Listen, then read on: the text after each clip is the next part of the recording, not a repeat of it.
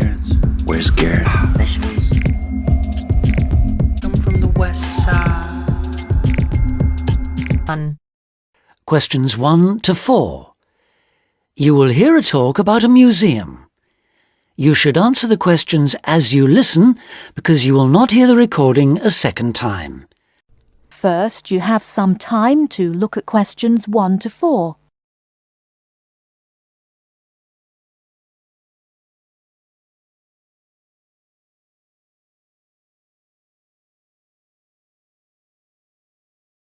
Listen carefully and answer questions 1 to 4.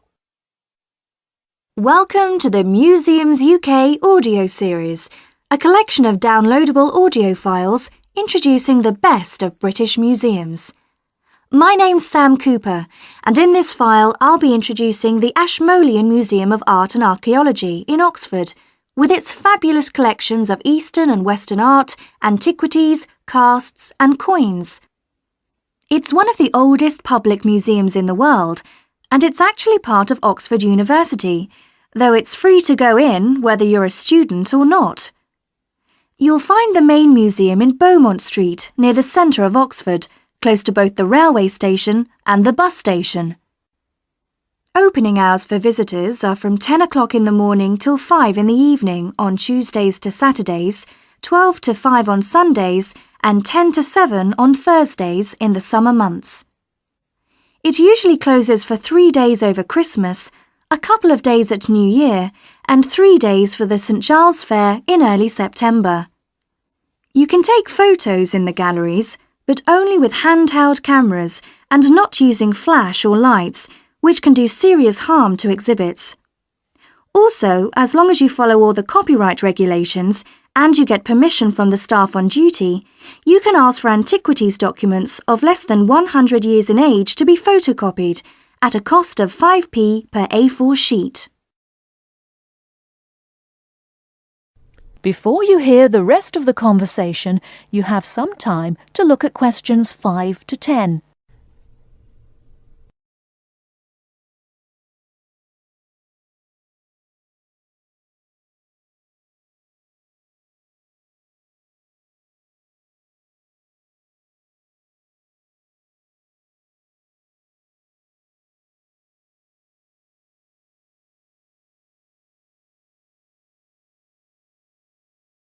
Now listen and answer questions 5 to 10. Perhaps not surprisingly, given its links with the university, the Ashmolean has an education service for schools and the general public. Activities include guided group visits, which for adults last 60 minutes and cost £4 each. This makes the minimum price per group £28, as group sizes vary from 7 to 15 people. Visits by groups of young people take the same amount of time as the adult tours, but cost just £2 for university students. So, with at least 7 to a group, the lowest price is £14, though please note that there's an upper limit of 14 group members rather than the 15 for adults. For schools, there are visits to suit all age groups, and for the most popular ones, such as those to see the Greek and Egyptian collections, it's best to book a term in advance. Tours last 50 minutes, starting at 10:15, 11:30 and 1:15, with a maximum of 13 children per group. Now, if you're free in the middle of the day, why not go along to one of the 45-minute lunchtime talks? There's a really wide range of topics. On the 19th, for example, the subject is Greek mythology, and on the 20th, there's Celebration of India. Both begin at 1:15, the usual time for these talks, and they're held every Tuesday, Wednesday and Friday.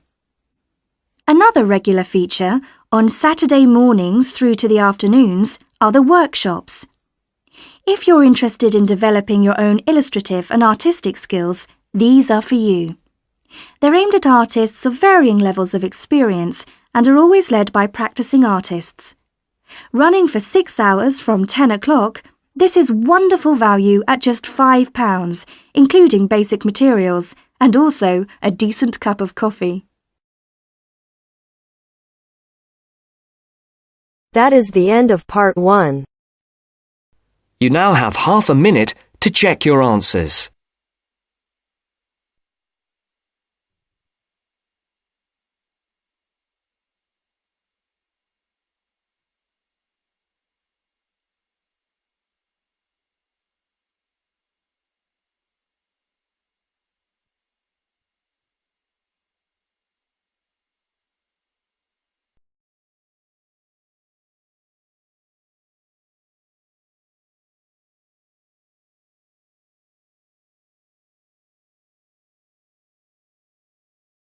Now turns to part 2. Part 2. You'll hear a dialogue between a foreign student and a student union officer. As you listen, answer the following questions. First, look at questions 11 to 13.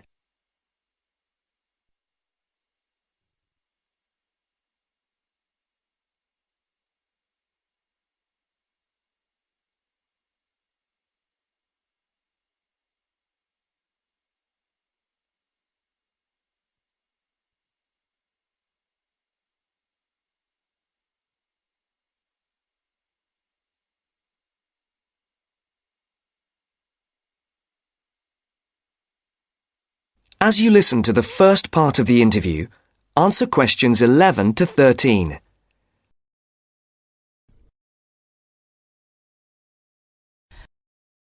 Good morning. Can I help you? Yes, I'd like to know something about the British medical scheme. Yes. What's your question? Can I use British doctors if I fall ill? That will depend on how long your course of study is. If it is 6 months or more, then you are entitled to treatment from the British medical scheme, called the National Health Service, NHS, as if you were a British citizen. With the NHS, consultations with doctors are free, but you will be asked to pay something towards the cost of medicines. In 1987, this is £2.40 for each item of medicine. You are also entitled to free treatment in British hospitals. Always make sure the doctor knows you want treatment from the NHS, as doctors also take private patients, who pay the full cost of all their treatment. How do I make sure I can be treated by the NHS? If you are eligible for treatment, that is, you are registered on a course of 6 months or longer, then the first thing you should do is to register with a doctor. You should register with any doctor close to where you live. Local post offices have lists. Now look at questions 14 to 20.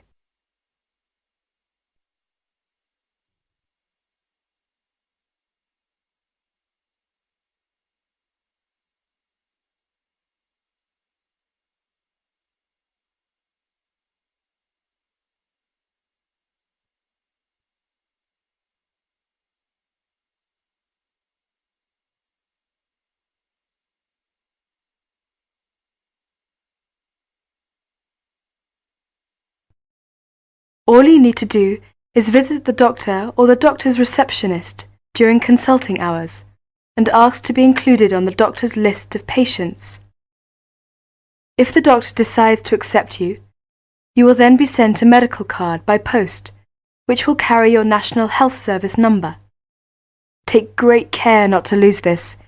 If the doctor cannot accept you, try elsewhere or contact the local family practitioner committee.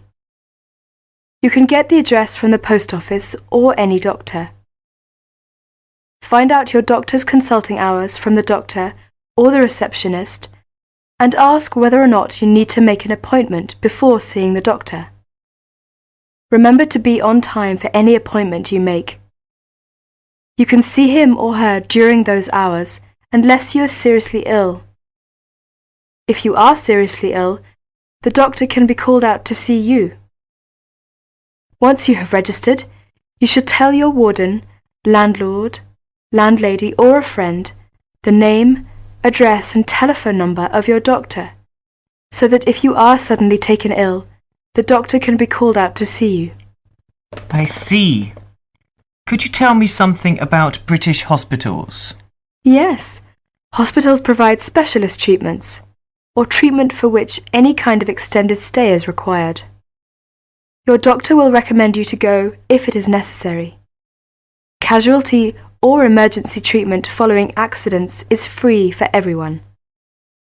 As not all hospitals provide such services, you should find out which local hospitals do, in case you ever need treatment. How about dental care in Britain? You can find lists of dentists who give National Health Service treatment at local main post offices. You do not register with a dentist, but you should ask whether they are willing to give you NHS treatment, as dentists are free to accept or refuse patients, and to provide private treatment only. If you are accepted, you should give the dentist the NHS number which is on your medical card. There is a charge for all dental treatment. For basic treatment, this could be up to £17. More extensive dental treatment will cost more if you are not registered with a doctor. You will have to pay the full cost of dental treatment as a private patient. You will have to make an appointment to see your dentist, and should give notice if you are unable to attend an appointment, or you will be charged for loss of time. You should try to have your teeth checked at least once per year by the dentist. From the NHS, you are entitled to a free 6-monthly checkup. Thank you very much. This helps me a lot.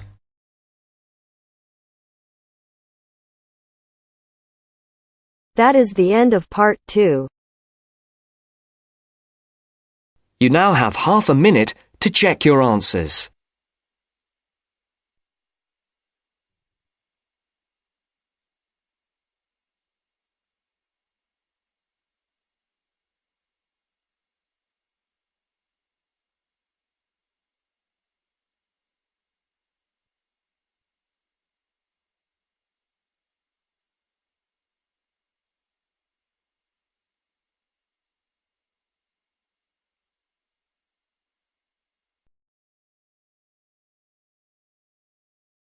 Now turns to part 3. Part 3. You are going to hear a conversation between Sally and Ben. They are new college students. You now have some time to read questions 21 to 25.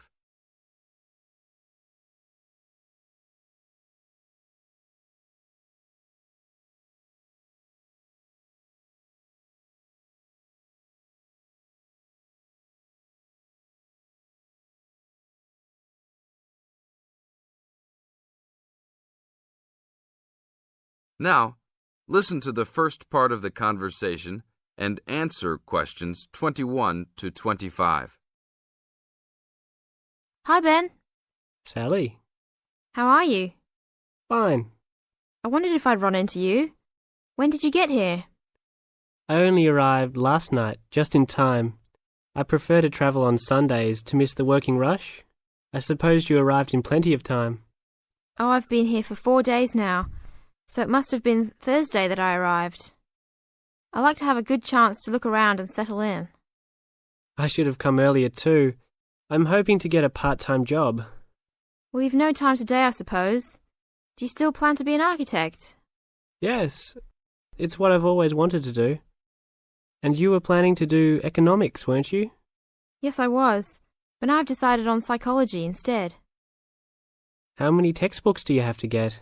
I've been given this long list, and I'm sure they'll cost a fortune. See? That looks a lot. It's longer than my list. Well, it's 14 all told. So I might use library copies instead of buying some of them. What about you? I'll probably buy the whole lot of mine because I only have 5 on my list, although I'm sure there are many more I'll have to read. Luckily, we don't have to read them all straight away. Have you got your class timetable yet? It came with the book list. When do your lectures start? Tuesday. That's tomorrow. How about yours? Oh, I've got an extra day, the day after yours start. Now you have some time to read questions 26 to 30.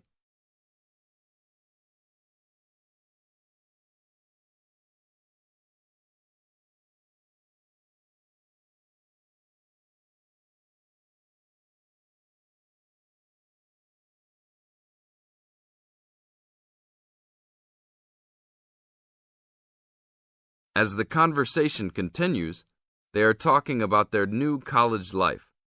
Listen carefully and answer questions 26 to 30. It's nothing like school, is it? Not so far, and the lectures will certainly be different. Do you have any special approach for keeping up with lectures and the amount we have to read? Well, I usually try to read every word in a book, in case I miss something important. So I suppose I'll try to write down every word of the lecture if I can. Oh, I couldn't do that. I'd get cramp in my fingers, and I wouldn't really hear what was being said. I usually skim a book when I read, and underline key parts, so I guess I'll try to make notes on the main points of the lecture. Have you thought of using a cassette recorder? You mean to record the lecture? Yep. Then you could make really good notes. Is it allowed? I think so. It must be. Plenty of people seem to do it. It has to be better than trying to write every word as you listen. Anyway, what's your first lecture about? Oh, it's on the Industrial Revolution. The Industrial Revolution? Sounds boring to me. Not really.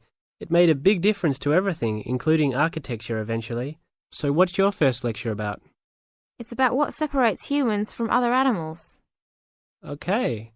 Look, I was on my way to the library to check out some of these books on my list. I have a tutorial paper to give in a couple of weeks. Oh, what's the topic? Well, I think our lecturer must have trouble thinking up topics. The topic is, why study architecture? I don't know. It could give you a chance to set out what you want to do. I guess so. Have you been given any tutorials to do yet? Yes. Mine is called Needs for Sleep. Sounds almost as interesting as mine. That is the end of part 3. You now have half a minute to check your answers.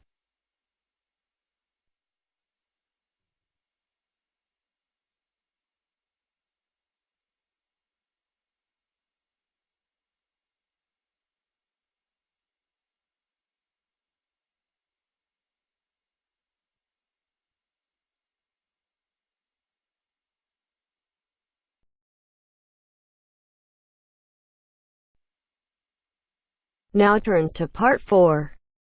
Part 4. You are going to hear a talk about some British customs. Listen to the talk and complete the notes below. First, you have some time to look at questions 31 to 40.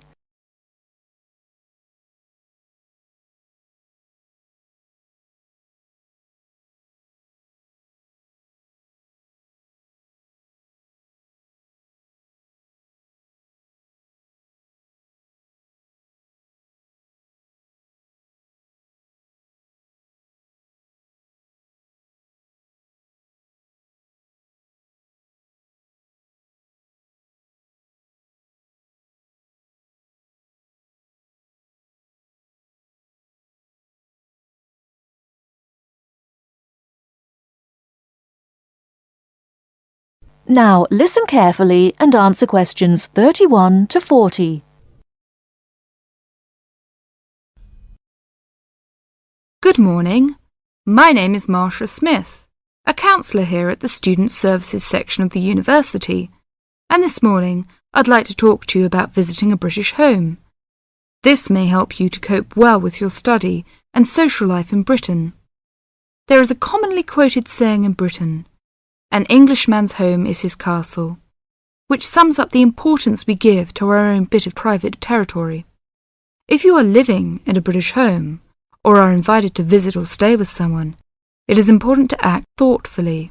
For example, be punctual for meals and, if you know you have to miss one, let your host know as soon as possible. Check whether it is convenient for others in the house when you wish to take a bath or wash and dry laundry.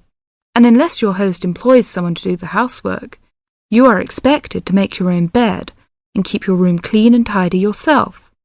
If you don't have a door key, remember to make arrangements if you intend to be out late, and keep your hosts informed of your whereabouts so they don't worry. These suggestions apply whether you're a guest or a lodger, and will help the household to run smoothly. If you're staying as a guest of a British family, or even visiting for one meal, it is customary to take a small gift of flowers, chocolates, or something to drink. Don't spend too much, as this could embarrass your hosts. If you're staying for several days as a guest, it is usual to give a small present when you leave.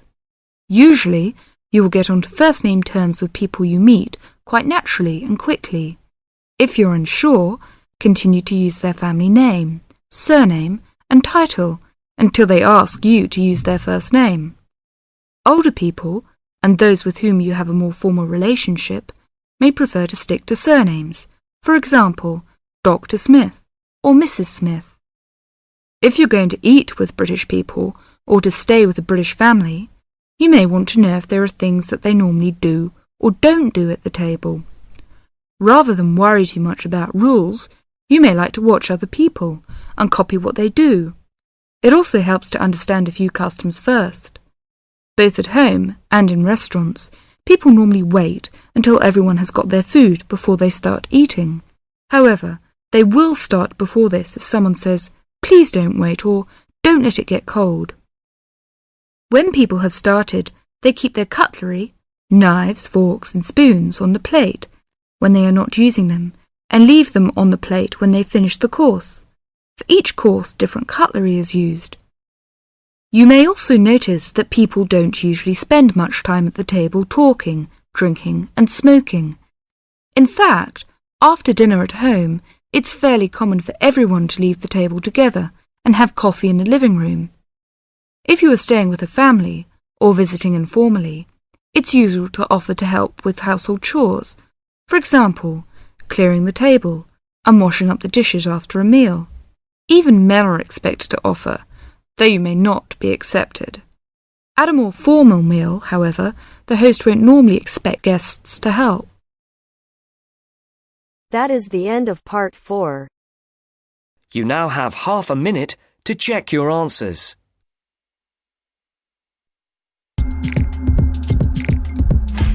The left side, the right brain drives me insane. Don't lie, don't lie, don't lie to me.